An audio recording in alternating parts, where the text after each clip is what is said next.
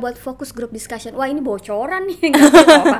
Yang memang mau coba MAP ketika baru 1 kali dipanggil terus kok lama nggak dipanggil-panggil, don't worry, karena kita proses banyak orang. MAP ini sebenarnya bantu teman-teman di luar sana yang benar-benar baru lulus fresh graduate untuk karir path-nya itu akan lebih bagus gitu ya. Jadi kalian describe ya your biodata itu dengan clear, jelas. Dengan jelas. Gitu ya. Itu CV hanya nulis Universitas Brawijaya misalnya contoh ya.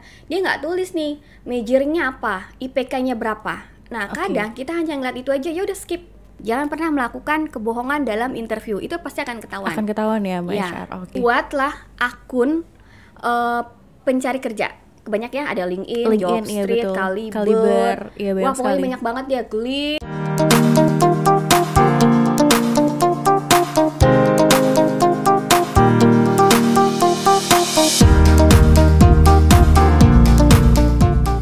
Assalamualaikum Mappers. Kali ini di Matrix Podcast Muamalat Career Tips and Trick. Hari ini Kania nggak sendirian, Kania ditemenin sama Mbak Lestari. Di sini Mbak Lestari itu adalah Head of Talent Acquisition di Bank Muamalat. Ini dia Mbak Tari. Hai, Assalamualaikum. Oke, jadi hari ini Kania dan Mbak Tari akan ngobrolin seputar tentang MAP dan proses rekrutmennya ya Mbak ya. Oke, tentang CV dan juga interview. Nah, pertama-tama mungkin Mbak Tari bisa memperkenalkan diri dulu nih. Mbak Tari mungkin sebagai talent acquisition ini tuh job desk-nya gimana sih? Udah berapa lama juga di BMI gitu? Oke. Assalamualaikum warahmatullahi wabarakatuh teman-teman. Perkenalkan, aku Tari, aku adalah Head of Talent Acquisition Bank Muamalat Indonesia. Nah, biasanya kalau teman-teman tanya, HRD tuh kemana aja sih gitu ya, kerjanya seperti apa? Salah satu aja nih dari seluruh spesialis HR itu adalah Talent Acquisition. Talent Acquisition itu bertugas untuk mencari talent-talent terbaik gitu ya, untuk teman-teman di sana, di luar sana yang ingin mencari pekerjaan. Nah, ini adalah tugasnya saya dan tim ya, tentunya nggak bekerja sendirian nih, saya dan tim mencari talent-talent terbaik gitu ya untuk mengisi kekosongan atau memenuhi sumber daya manusia yang memang dibutuhkan di organisasi atau perusahaan. Seperti itu. Nah, Mbak Tari sendiri nih di BMI udah berapa lama sih Mbak? Aku di Bank Muamalat alhamdulillahnya gitu ya, saya sudah memasuki tahun ke-6. Oh, tahun ke-6, luar biasa Mbak Tari. Oke deh. Nah kan sebelumnya di podcast sebelumnya itu kita udah ada podcast sama Hani Mbak. Hani itu kan salah satu MAP batch peserta MAP batch 2. Hai Hani. Halo gitu. Jadi banyak juga nih Mbak, kan kemarin aku sempet dapat bocoran ya kalau misalnya MAP itu salah satu lowongan yang diminatin juga ya di Bank Muamalat, karena kemarin berapa ribu Mbak CV yang masuk? Jadi kalau misalnya MAP sebenarnya setiap, tadi kan saya udah sebutin nih ada beberapa programnya. MAP itu sebenarnya program spesialis gitu loh. Jadi ketika kita buka program MAP Digital Banking gitu ya, pasti tidak akan sama dengan MAP Consumer Banking. Hanya requirement generalnya itu akan sama. Misalnya dia lulusan S1, minimal IPK-nya 3, usianya maksimal 23 tahun gitu ya. Dan fasih juga berbahasa Inggris kah atau enggak, itu generalnya sama. Jadi ada minimal TOEFL-nya. Nah, tapi kalau misalnya perbedaannya, kita akan melihat mereka menggali lebih dalam ketika program itu berjalan proses rekrutmennya, seperti di interview ataupun psikotesnya. Itu akan berbeda pada saat mencari talentnya gitu loh. Kita akan mencari tahu passion dia di mana. Misalnya, dia anak digital, nggak mungkin dong masuknya ke jadi RM gitu ya, seperti itu. Terus selanjutnya di MAP itu ada berapa tahapan sih Mbak? Tahapan ya. Iya, tahapannya. Tahapan yang pertama yang pasti screening CV ya. Yang tadi saya sudah info bahwa general requirement-nya akan sama, kayak seperti usia, minimal IPK gitu. Kalau misal dia lanjut gitu ya, kita akan invite mereka untuk datang nih biasanya ke Muamalat Tower. Tahapan seleksi pertamanya adalah focus group discussion kan ya. Jadi teman-teman yang hadir, yang tadi saya bilang 9.000 applicant, kita screening mungkin kita invite 500 orang. Wah, luar Dari biasa. 500 orang itu kita grupin tuh satu kelompok mungkin sekitar 15 orang. Kita buat fokus group discussion. Wah, ini bocoran nih. Oke. Kita buat fokus group discussion, yang lulus langsung kita masuk ke dalam camp ya, kita nyebutnya camp gitu ya. Dan di situ sudah ada user untuk kita review atau interview lah bahasanya. Interview lagi. Screening awal gitu loh. Nah, ketika sudah masuk ke assessment camp gitu ya dengan user, lanjut lagi ada psikotes online. Ada psikotes juga. Psikotes online. Setelah itu kita masuk ke tahapan interview sampai dengan direksi. Jadi interview itu ada banyak gitu ya Mbak Tari, sampai ke direksi juga. Sampai ke direksi. Mungkin yang terakhir kalau direksi ada tes kesehatan, nggak lupa. Ada tes kesehatan juga, lumayan panjang ya Mbak Tari. Jadi teman-teman yang memang mau coba MAP, ketika baru satu kali dipanggil terus kok lama nggak dipanggil, don't worry, karena kita proses banyak orang. Biasanya itu bisa sampai dengan 2 minggu ataupun 1 bulan. 2 minggu sampai 1 bulan untuk prosesnya. Oke, luar biasa, lumayan ya Mbak ya. Lumayan heavy ketika ada program lagi dibuka. Betul. Nah, kira-kira nih kan 9.000 applicants ini mau masuk ke MAP. Nah, kira-kira apa sih keunggulan dari MAP itu sendiri Mbak? MAP ya. MAP ini kan Muamalat Associate Program. Dia program spesialis gitu loh. Jadi kalau dibilang keunggulannya apa, yang pasti ya alhamdulillah pertamanya kalian sudah masuk ke perbankan syariah gitu ya. Oke ya. Terus yang kedua, kenapa sih kok maunya milih jalur MAP gitu. MAP ini sebenarnya justru membantu teman-teman di luar sana yang benar-benar baru lulus fresh graduate, berarti kayak titik nol gitu ya Kania ya. Nah di situ karena kita punya program gitu, kita kasih development, kita berikan pelatihan, kita berikan training gitu, dan nanti ketika dia benar-benar lulus dari program, dia akan menjadi seseorang atau karyawan yang benar-benar high potensial gitu loh. Dia akan berbeda dengan karyawan yang masuk langsung jadi karyawan pro hire gitu ya. Dia belajar sendirian, mungkin nggak langsung ada mentoring ya, nggak ada coachingnya. Nah tapi beda dengan MAP. Kenapa? Karena programnya ini benar-benar ada mentoringnya, ada program pelatihan tambahan gitu loh. Dan yang pasti karena ini spesialis, ketika kamu mau mencoba memulai si program MAP, kamu tahu tujuan kamu mau kemana gitu loh. Misalnya, saya senang berkomunikasi gitu, saya senang untuk banyak ketemu orang atau memasarkan sesuatu ya.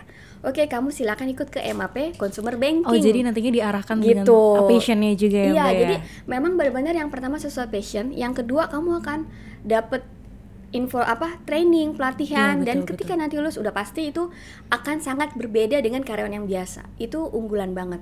Dan itu pasti teman-teman akan menjadi akan mengisi posisi-posisi kritikal di bank muamalat. Dan insya Allah untuk karir path-nya itu akan lebih bagus gitu ya dibanding yang melewat jalur biasa gitu. Jadi program MAP ini sangat bagus ya Mbak untuk para job seeker yang memang fresh graduate gitu ya Mbak, yang nol pengalaman tapi juga diajarin terus diarahkan juga gitu ya Mbak ya.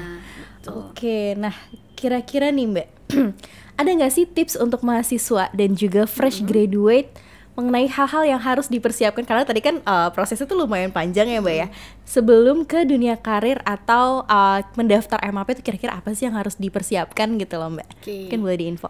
Ya, jadi untuk teman-teman di luar sana gitu ya, yang pertama pastinya kalian harus tahu skill kalian ada di mana gitu ya. Ini kita berbicara ketika masih kuliah pun gitu ya, teman-teman tuh harus aware ya.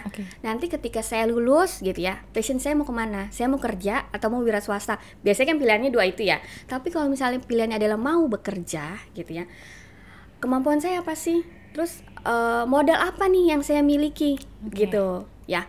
Kalau teman-teman ngerasa kayaknya saya kurang punya skill, kurang punya kemampuan, tidak ikut organisasi misalnya ya, IPK juga bahasanya kan ya, misalnya IPK juga pas-pasan, tidak lebih tidak kurang gitu, pas banget kan.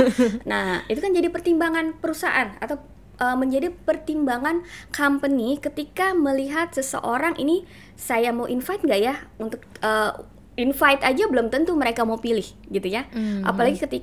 Apalagi kalau misal kamu kirim CV, belum tentu dipanggil kalau misalnya secara CV-nya itu udah nggak bagus gitu loh. Jadi memang sebenarnya ada teknik gitu ya untuk bisa membuat CV. Ya itu yang pertama ya. Jadi persiapkan CV kamu dengan bagus. Yang kedua, persiapkan skill tadi. Jadi walaupun masih dalam masa perkuliahan gitu ya, kalian harus banyak-banyak mencari kesempatan di luar sana. Misalnya ada program magang gitu ya. Oh ya, di Muamalat kita juga punya program MIP. MIP itu Muamalat Internship Program. Jadi untuk teman-teman yang masih semester 3 itu bisa loh. Oh, start dari semester 3 ya, Muamalat ya. Minimal IPK tetap ada ya. Minimal IPK-nya 3. Oh, 3 juga. Jadi kalau misalnya kamu mau coba nih, organisasinya mungkin belum bagus gitu ya. Oh, magang aja deh, lebih milih mau magang, silakan apply ke Bank Muamalat untuk ikut MIP gitu. Nah, tadi kan Mbak Tari itu udah menjelaskan juga nih tips-tips buat mahasiswa dan juga fresh graduate. Salah satunya adalah untuk memperbaiki atau nge-upgrade CV-nya gitu ya. Nah, kira-kira Mbak Tari bisa nggak sih kayak kasih tips atau saran gitu pembuatan CV tuh yang baik tuh kayak gimana sih, dan mungkin dari tata bahasa atau isi yang dimasukin tuh apa sih gitu. Oke Kania, biasanya di saat aku ditanya ya, aku sendiri nih, aku punya 4 konsep gitu ya. B, E, S, E, B, C. BC. Itu bahasaku aja gitu loh teman-teman. Jadi Jadi BC itu yang pertama adalah biodata. Biodata. Oke. Kenapa sih penting banget biodata gitu ya, teman-teman? Jadi kalian describe ya your biodata itu dengan clear, jelas. Dengan jelas, gitu ya. Sehingga HR gitu ya melihat data kamu itu memang sesuai requirement kita. Misal contoh, banyak gitu ya aku lihat CV anak-anak fresh graduate itu cuma nulis 25 tahun usia nih, kita ngomongin usia. Ya, kalian bikin 25 tahun itu tahun kapan gitu kan? Kalian kan jarang memperbaiki CV ya untuk ngirim lagi gitu. Mungkin kalian lupa misalnya, buru-buru mau kirim CV, ternyata CV 2 tahun lalu dikirim gitu. Ternyata maksimal usianya 23 tahun gitu. Harusnya kan kalian nggak di-invite gitu. Nah, jadi tulis date of birth-nya itu secara lengkap. Misalnya kan ya, berapa? 1 Januari 2003 gitu ya. Ya, terus yang kedua lengkapi alamatnya. Biodata nih, masih di biodata. Masih di biodata. Alamat rumah. Alamat rumah domisili yang kamu. Di domisil ya. Misalnya kamu rumahnya di Surabaya gitu, tapi kamu kuliahnya di UI misalnya ya. Loh, kita bingung dong. Sebenarnya kalian Surabaya di mana nih gitu ya. Kita menganggap bahwa kalian anak Jakarta, ya kita invite nih ke Muamalat Tower Jakarta. Ternyata kalian di Surabaya. Di Surabaya, kalian jauh-jauh dari Surabaya kemari. Padahal sebenarnya kita open juga untuk yang cabang Surabaya. Ya, itu kan satu kesalahan yang sederhana tapi fatal ya. Nanti itu akan mempengaruhi tuh ujung-ujungnya di mana kalian direkrut, kalian akan ditempatkan. Padahal sebenarnya bisa ditempatkan di asal rumah gitu ya. Karena di proses hiringnya Jakarta, ya ditempatkannya nanti di Jakarta terus selamanya. Misalnya itu contoh, oke. Terus poin yang kedua tadi apa? Tadi BC. E-nya itu adalah education. Ya. Background ini ya. Background education. Ya, bukan berarti kalian harus S1, S2, S3 gitu, enggak. Tapi yang maksud saya adalah lengkapi data pendidikan kamu di CV dengan jelas. Contoh, kadang-kadang teman-teman tuh saya suka lihat tuh CV hanya nulis Universitas Brawijaya misalnya contoh ya. Dia nggak tulis nih majoringnya apa, IPK-nya berapa. Nah, kadang kita hanya ngeliat itu aja, ya udah skip. Jujur ya, saya ngeliat IPK-nya. Kenapa?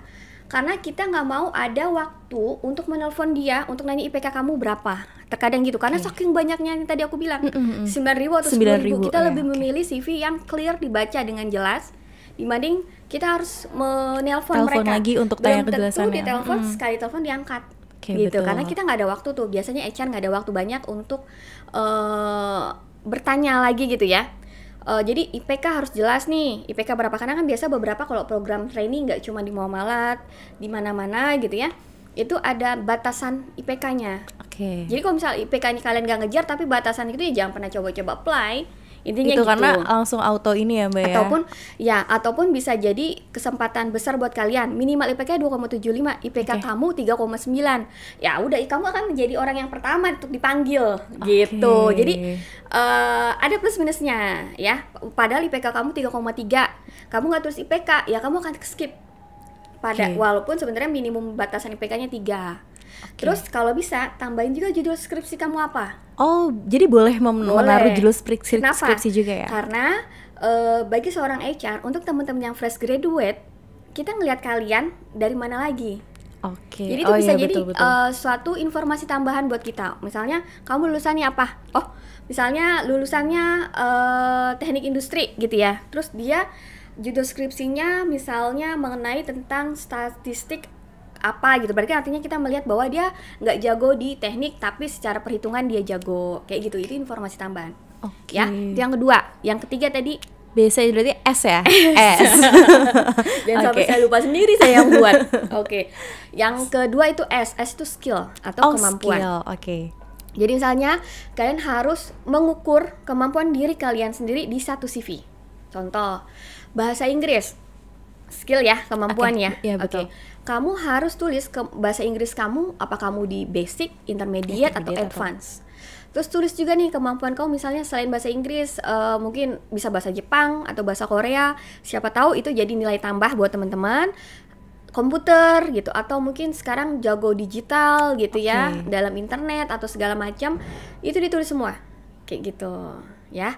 Terus yang keempat balik lagi ya. E-nya itu experience ya.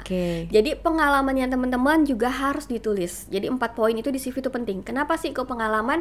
Kan saya fresh graduate, nggak punya pengalaman. Jadi pengalaman apa yang harus ditulis gitu ya. Ya, yang pertama organisasi. Jadi banyak-banyakin teman-teman yang mungkin masih semester 1, 2, 3, banyakin organisasi karena itu nilai tambah bagi perusahaan. Banyak banget nih informasi dan pengetahuan yang aku baru ya? tahu. Baru ngobrol ya? Baru ngobrol sama Mbak Tari. Mungkin kalau tadi kita ngomongin CV, mungkin kita masuk ke interview kali ya Mbak ya. Nah, kira-kira Mbak Tari tuh punya nggak sih tips buat interview? Karena kan banyak nih yang nge-apply tapi kadang kalau misalnya dipanggil buat interview nggak datang karena takut. Gitu ya? Nggak datang Mbak, karena takut. Karena kita kamu ya? Jujur pernah sih Mbak. Enggak. Jadi kayak banyak banget nih teman-teman yang udah di kontak tapi kok nggak datang karena takut gitu Mbak interview. Karena rasanya tuh udah takut gagap nih atau gimana nih gitu. Mungkin Mbak Tari punya tipsnya mungkin. Ya, untuk menghadapi proses interview ya, saya pernah loh ngisi podcast, harusnya ikut waktu itu seminar saya. Jadi sebenarnya simple aja. Saya juga mungkin kasih 4 fase aja untuk menghadapinya. 4 aja terus biar diinget ya. Bukan berarti umur saya 44 ya. Enggak dong. 24 kok. 24 masih kelihatan sih Mbak muda. Jadi gini, yang pertama untuk menghadapi proses interview ya, menghadapi dulu nih, bukan ketika di interview saya harus ngapain, mau yang mana nih, tuh banyak ya. Ternyata banyak ya. Prepare dulu ya. Prepare-nya dulu boleh. Tadi kan Kania bilang dipanggil nih tapi nggak datang karena takut. Nah, prepare-nya sebenarnya gampang. Yang pertama adalah pastikan ya kamu tahu perusahaannya, kamu cari tahu background-nya. Jadi kamu cari modal dulu nih untuk bisa datang hadir, ya kan? Yang kedua, pastikan kamu tepat waktu. Yang ketiga, kamu tahu posisi apa yang kamu lamar, which is job description-nya seperti apa, gitu ya. Yang keempat, pastikan kamu semangat untuk hadir. Udah, itu aja. Semangat untuk hadir gitu ya. Nah, itu modal kamu yakin untuk datang ke perusahaan itu. Tapi ketika interview saya harus ngapain? Nah, itu juga ada lagi nih 4 hal juga. 4 aja ya biar gampang. Boleh. Yang pertama adalah pastikan secara appearance kamu gitu ya, penampilan kamu itu sesuai lah, gitu ya? Kerapihan itu pasti dinilai. HR pertama kali ngeliat orang datang buka pintu, ngeliat dia pakai baju apa, sepatunya apa gitu, misalnya pakai jilbab mencong atau enggak kayak saya gitu, ini mencong enggak. Jadi pastikan ketika kamu datang ke suatu perkantoran, kamu menggunakan sepatu seperti apa. Itu kerapian ya, kan ya udah tau lah. Sekarang nih teman-teman kalau misal di invite interview udah nggak zaman pakai baju putih bawah hitam, nggak, ya kan? Iya, biasanya kayak gitu. Masuk mulai magang itu ya, enggak.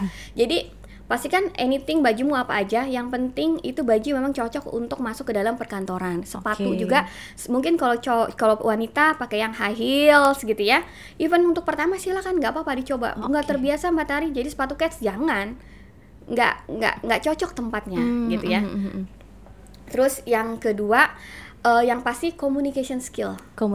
Jadi untuk interview kamu bisa ngelatih cara kamu berbicara di depan cermin misalnya. Nanti kalau saya perkenalkan diri, saya harus apa ya, saya harus ngomong apa, gimana caranya saya menatap si interviewernya gitu ya. Saya ngomong harus mulai dari huruf yang mana gitu ya. Itu boleh tuh dilatih kalau bagi yang memang belum pernah interview ke perusahaan. Gitu ya. Oke. Ya tadi apa? Yang pertama kerapihan appearance-nya diperhatikan, communication skill. Nah, yang ketiganya motivasi kamu, motivasi kamu nanti ketika kamu interview untuk MAP, kamu akan ditanya, motivasi kamu datang ke sini ngapain? Untuk interview lah, Pak. Iya. Kamu tahu nggak posisi yang kamu lamar biasa MAP? Kenapa kamu memilih MAP untuk jadi karir pertama kamu? Nah, kamu harus persiapkan. Jadi, kamu harus punya jawaban-jawaban yang persistence. Ya, jawaban-jawaban yang udah harus kamu siapkan gitu lah sebelum kamu berangkat untuk melakukan interview. Gitu. Yang keempat yang pasti kamu harus bisa menonjolkan gitu ya kemampuan kamu ya, karena kamu tadi komunikasi udah bagus. Cuman ngomong aja rapih gitu ya, jago, tapi HR akan tahu nih anak bluffing gitu ya atau dia benar-benar melakukan gitu. Jadi bahasa gitu, wording yang kamu keluarkan, conversation dengan HR gitu ya, kamu harus tata itu benar-benar sudah pernah kamu jalani. Jangan pernah melakukan kebohongan dalam interview, itu pasti akan ketahuan. Ya Mbak HR. Gitu loh. Jadi ya tonjolkan kemampuan yang memang pernah kamu jalani. Misalnya yang udah pernah kamu lakukan. Misalkan ditanya kamu ikut dapat awards misalnya. Kania dapat awards, Kania apa nih? Pernah dapat awards misalnya achievement dalam hal announcer. Aku pernah radio announcer. Nah, nanti akan ditanya gitu ya. Yang kamu bicarakan di dalam talk show itu apa? Siapa aja yang datang? Bisa jadi akan ada pertanyaan berapa orang yang hadir. Atau mungkin karena kamu bilang udah 5 tahun yang lalu tuh agak lupa tempatnya di mana gitu loh. Jadi harus ada proofingnya juga ya.